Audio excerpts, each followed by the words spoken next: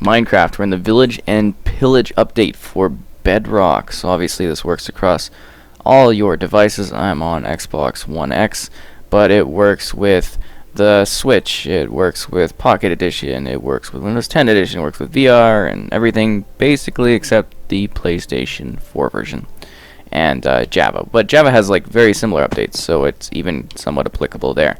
So what we get with this update is like a complete revamp of structuring when it comes to the villages.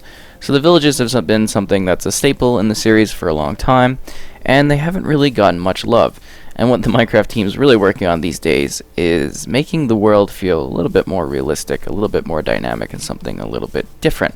So with that, we're getting distinct villages for like all of the different biomes in the game, and there's tons of other different features too, some of which you may have already noticed. So to start, they've updated the villages, obviously, and enhanced village generation. Biome-specific architecture for plains, desert, savanna, and taiga. As you can see, because this looks way cooler than it used to. Villagers have new clothing to indicate their level, profession, and biome. See how we have like straw hat guys, and then, I don't know what this guy is. Are you just a regular villager? We clicked on his name to see what's happening. Oh, okay. Yeah, and that's, this is the new sort of trade system. I guess he's a leather worker. So that's kind of cool. Thank you. And then this is obviously like a blacksmith. Does he have a patch? Oh, that is so cool. So yeah, moving past that, villagers now have clothing to indicate their level, profession, biome, which we just mentioned and you're seeing. They added the mason and nitwit villagers. Villagers now sleep in beds. So I guess we maybe see some beds in here. Oh, and there's still loot and stuff, so you know, always be sure to grab that when you come in here. Moving past that, villagers now visit their job sites during the day and go home at night. So they actually have cycles, like this guy's working here on I believe it's like a grinder, and yeah, and then during night he goes home. So the NPCs actually have like livelihoods. So that's kind of cool. At least I think so. Just adds a little bit more life to the game. It's kind of neat. Yes. So they've greatly improved villager pathfinding. I can sell that because the villagers are actually moving. I don't know how they get up and down this area here. It's not perfect, I guess, but it's still pretty funny. Villagers in existing worlds will convert to new villagers if they are not part of a template world. So if they're like one of the worlds you buy from the store or something, they don't upgrade. Zombie villagers now have biome-specific and profession skin layers. So if they become a zombie villager, they will keep their style, and they'll have... It basically just really makes more dynamic zombie types present in the game. So yeah, now we can have some really cool apocalyptic scenes. Village job sites. So villagers now take on a new profession when they when near a job site block. So, you know, obviously, you are what, a farmer? Yeah. As you see, farming area. It makes sense. While villagers claim these sites, they also have functions for players. So there's the Cartographer Table, which provides an easy way to copy and enlarge maps. Maps can be locked by using glass panes. So I guess we'll quickly show that off. Yeah, the new keyboard is Zozek on here. And I guess we kind of went over this in the last video too, but none of this stuff was really functional. So here's the Cartographer Table, just so you can get a look at it. And what it does, and your map names, and it's just a really more sort of fancier way to do stuff. A lot of more technical things in this. The grindstone used to repair weapons and tools, plus disenchanting, which we showed over here. Yeah. How convenient, right? I guess we can also show that up in this chart area too, just so you have an idea of what it is. Yeah, see, just so you can see the icon there, the grindstone. Pretty cool. Next is a barrel. So this stores items like a chest, but can be opened with blocks on top of it. So that's kind of interesting. A barrel. And we'll place that down so you can see what it looks like. And yeah, just like a chest, but a little bit more dynamic. I wonder if we can just really place blocks on top of this. I'm gonna be smart about it. Oh yeah, because this is also a block that you can activate by clicking things. That's funny. Okay. There you go. I guess you can crouch do it. And you can see you can access the barrels, both different barrels, by even if they're stacked on top of each other. And you saw the little animation for them working. There's a smoker. So this cooks food much faster than a furnace would. So it's just a little bit more of a, you know, an advanced specific cooking thing. it really comes down to making things more efficient. Cooker. Sorry, my controller's really weird for the A button. Oh, smoker. Sorry, I'm just, yeah, not paying attention, obviously. Great, so that's the smoker. I put it down, and it works just like a furnace, but obviously faster for cooking food than a furnace would be. And you know the traditional furnace. I mean, if you've played Minecraft for even 2 seconds, you know what a furnace is. There's the blast furnace, which is faster ore smelting. So again, they're just really technical based update. One that is, you know, taking stuff we have and more specifying like very specific style. So again, very similar but different style functions. Probably quite easy to code actually, just to do the two, and you just adjust certain variables on it. Moving past that, Composter. So adding enough crops will produce bone meal to the composter, and I believe those are what we've been seeing around here. Yeah, the composter here.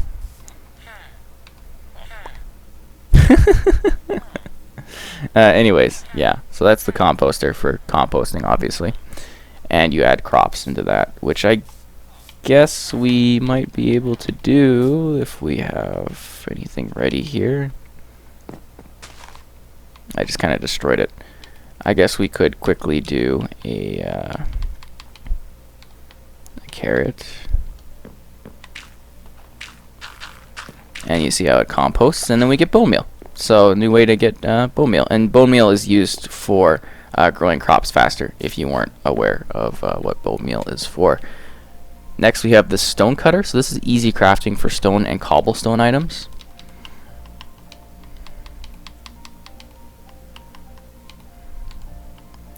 And that one has a really cool little saw blade kind of animation going on. I think it's really neat looking.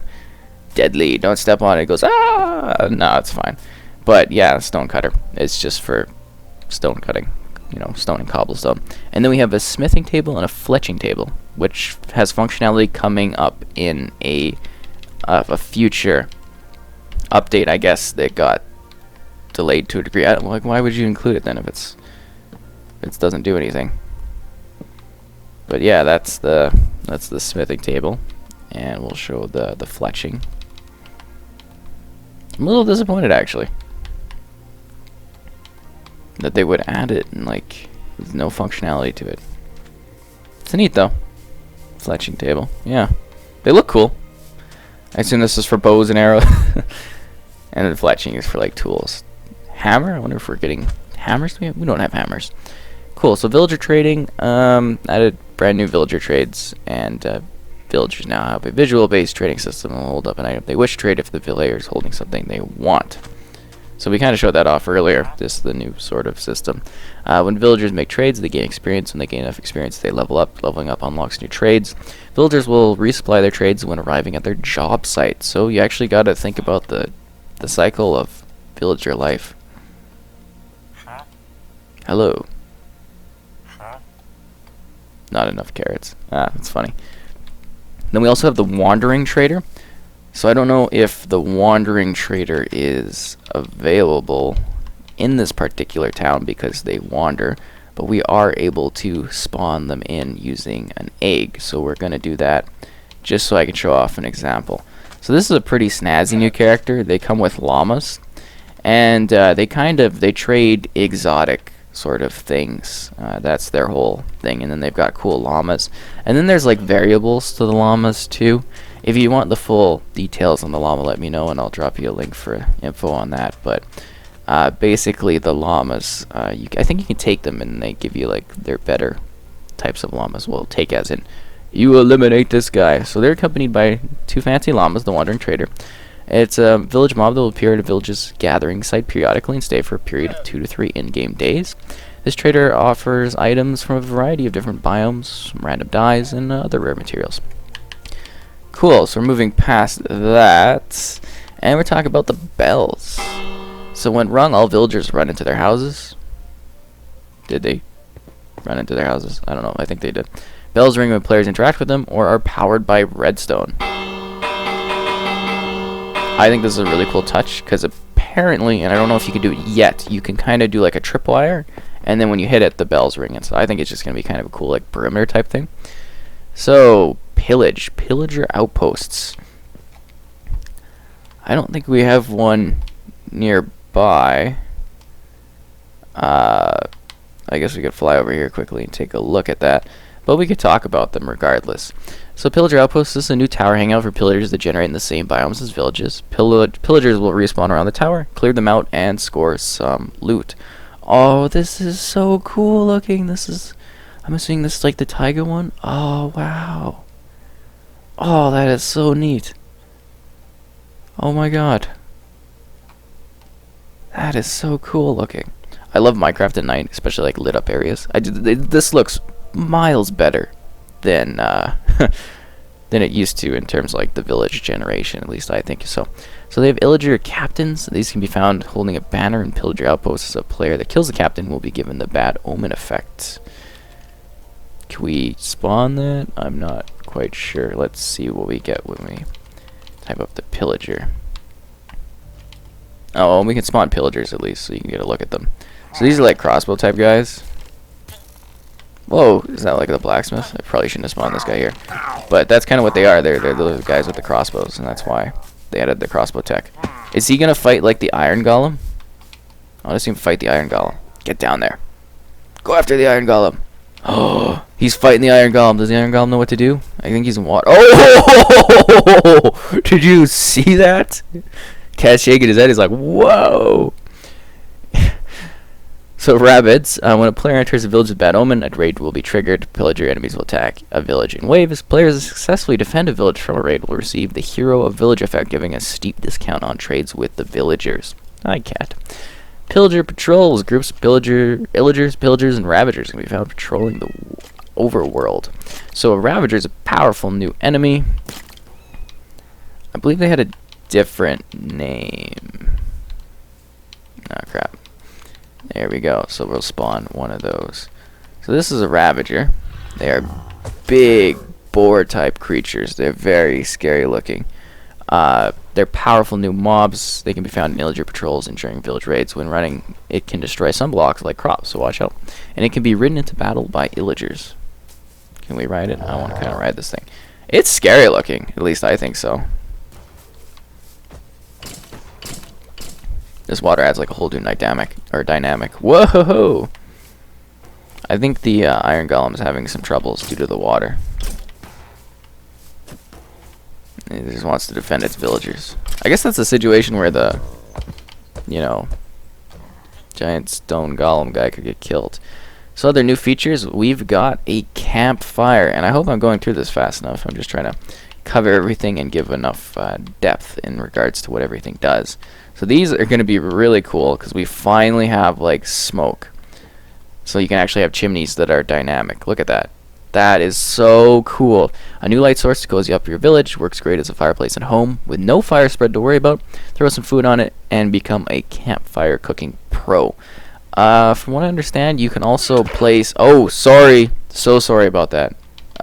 You can also place hay bales under it, and it'll dynamically change the smoke trail. So I'm sure people are going to play around with that a lot. But the campfire, huge new thing, super cool. At least I think so. I think the smoke thing is going to make a big difference for houses and having a little bit more of a realistic environment. The game also added achievements. So a plethora of cats, befriend 20 stray cats. That's 20 gamer score. I think we saw, yeah, there's a stray there. Kill the beast, defeat a ravager, 30 gamer score. Buy low, sell high, trade for the best possible price, 50 gamer score. Disenchanted, use a grindstone to get experience from an enchanted item, 20 gamer score. We're being attacked, trigger a pillager raid for 20 gamer score. Sound the alarm, ring the bell with a hostile enemy in the village, 20 gamer score. I've got a bad feeling about this. Kill a pillager captain, so 20 gamer score, because, you get a bad feeling and you get the reference, I would assume. So there's also sweet berries. So I don't know, I haven't looked through the full list yet, but eventually the sweet berries will be kind of a thing for foxes. So that's kind of a prelude to them. Yeah, I don't see that foxes are on the list, but yeah, they're a new source of food. They can be found in taiga biomes, and watch out for thorns, because they're like bushes. They grow up. Guess we can show that. And they've got like a bit of a cobweb effect to them. but with like a thorn. So be careful. The bamboo jungle is now generating jungles and more densely in the new bamboo jungle biome. So that's cool. Roaming skin choice. When choosing a skin from a skin pack, the selected skin will now be selected automatically on other Bedrock devices using the same account. Awesome. Some skin packs may not be eligible for roaming selection. I assume some of them that have certain licensing things and stuff like that. Oh, there's a bell here. Run, guys! And accessibility features. Text-to-speech is now enabled to read in-game chat. UI screen reader can now be enabled to say the name of interface controls at their current state, and accessibility features can be changed in the settings. There's a lot of other changes, but I don't really need to go over them. There's lots of fixes in general, improvements. So yeah, just a lot of tweaks to the world generation and stuff like that. Obviously, if we were more of an intense Minecraft channel, I would spend my time doing that. But I think we covered all the new features and, well, all the maybe important ones that are, like, you know, new item-wise.